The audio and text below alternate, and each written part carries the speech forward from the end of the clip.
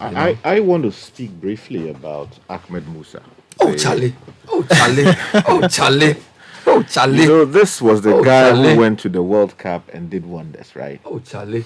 One of the veterans that the Nigerians have. Yep. We're told that he's sort of the de facto captain of the team. Yeah. But he did not kick a ball at the tournament. Yeah. Yet in every single match, we saw him inspiring his colleagues from the bench. Now, I think those interested in leadership, I believe there are a few things to learn from how he conducted himself. He didn't go on social media to go and rant or to delete connections to the the Super Eagles. He was actively supporting the team from the bench because it is possible to win together as opposed to saying that, oh, let me get a personal glory out of this particular situation.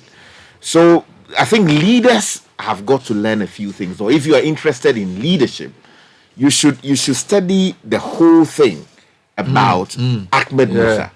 Because he could have gone on rampage. Charlie, he could have gone to play. Exactly. He could have gone off on a tirade, at a press conference or leak stories to the media.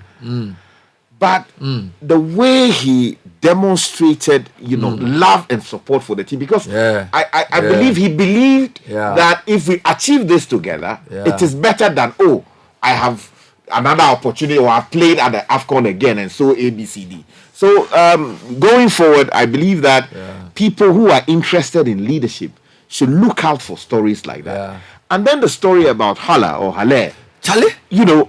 It's later, what happened to the guy? He had cancer. Yeah, he had testicular cancer. Charlie? It was detected, quite early. So he went off football, underwent treatment, and came back. And then he had to come and play the AFCON for La Côte d'Ivoire. He switched nationalities not too long ago. He was originally going to play for France, so he carried a French passport, and then decided to come and play for Côte d'Ivoire. And then he scored two of the most important goals. Two of the most important goals. And the goals, very spectacular. You see the first one, lobbed the ball over the keeper against DRC, and then scored in. And then yesterday, just a little touch deflected the ball in a way that the guy couldn't have any answer to it. Now, that level of revival, because somebody else would have given up. Of course, this is cancer. Attacking one of the most important parts of your body as a man. Cancer. Yes. But look at how he lifted his leg yesterday. Charlie?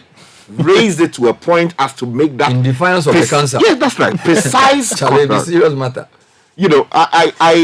I think that no matter what you are going through as a person, you can take inspiration. You can take inspiration from that story. So Ahmed Musa, the captain of Nigeria, for the way his mindset. Because Ahmed Musa for a long time was Nigeria's best player. I think he led them to win AFCON 2013. We know Musa has been dedicated to Nigeria's cause. Played, I think, Leicester at some point in his life. Very quick player. Moscow. And now he's like a statesman in the team.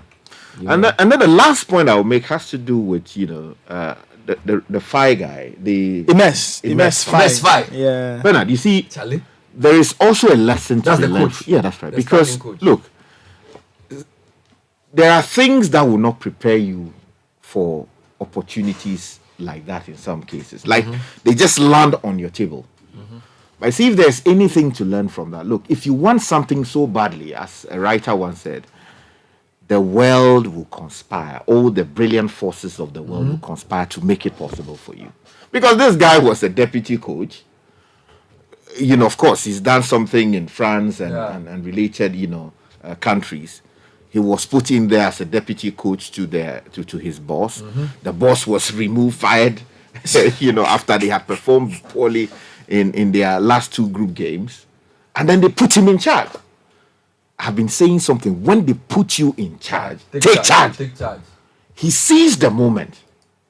Many people were, this guy, what would he do? Is he capable? What has he done in his life before? He's a young man. He stopped playing football less than a decade ago. So how can you put him in charge? Well as coach of exactly. People were talking about, let's go to France and bring Javier Renard to come and lead the team. But the guys in charge said, look, this guy knows the team better. He's been with them. So let's put him in charge. And he did not disappoint. Look at the quality of substitutions that he made. Sky, it's a great story. And you know the funny thing, he was always downplaying their chances. He has, when a coach starts doing that, he tells you he knows what he's doing. For MS, fine. For me, the most important thing, in the biggest lesson, he reminded the players who they were. Right? He reminded them that they were representing La Côte d'Ivoire, and he, the story is that he told them that, listen, I've played where you are, I've been here before. And he played with the likes of Drogba, and he played in a far right back or something. He was a central midfielder. He played in a far better team than this.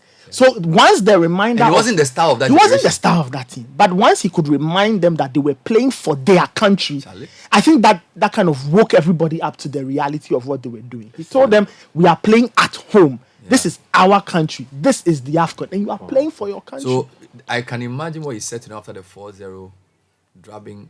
Because that was the game that led them to sack the coach. Yes. So he took over for the second round. Yes. Jean-Louis Gasset left. And this was the game against Senegal. Yes. The defending champions, the far better team. Yes. And Ivorians matched them and took them to penalties and won that encounter. Then they came into the quarterfinals against, is it DRC? No, against Mali. Mali. Great game. Scored at the death. My goodness. To send the game to extra time. The substitution. Yes. All through, he's been getting his substitutions right. The timing of the change and the personnel he decided to throw on. And he's never looked back since that round of 16. And